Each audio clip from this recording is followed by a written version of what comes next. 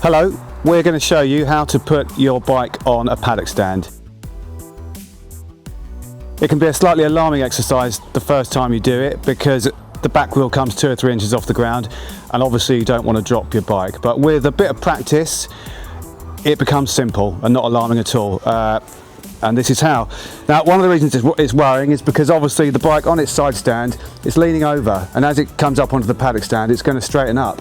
You can make that a little bit less alarming by propping up the side stand first, by putting something under there, like a block of wood, or what I have to hand is a swing ball racket, which is about the right depth. So I'm going to use that. Just lift the bike off its side stand until you can slide that under there, let it fall back on it like that. And now we've got an R&G paddock stand.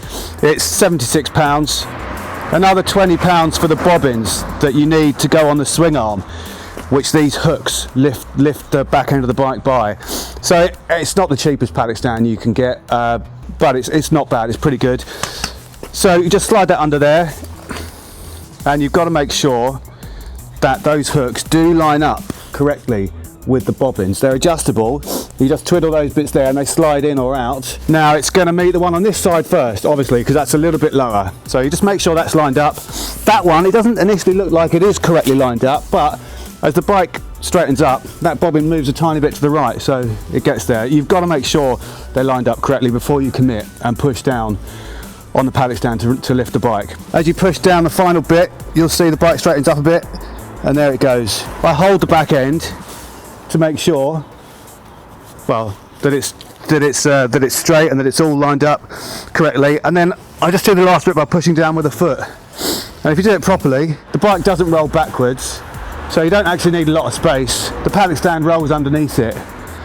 So again, just check that those hooks are lined up with the bobbins, and then push down. And there we are. To take it off again, so I hold the back end again, and then just pull up now. And actually, with a bit of downward pressure on the paddock stand, you can bring it down gently. It doesn't roll forward, the paddock stand rolls out from underneath it. There you go, and just make sure that it leans in the right direction. And that's that.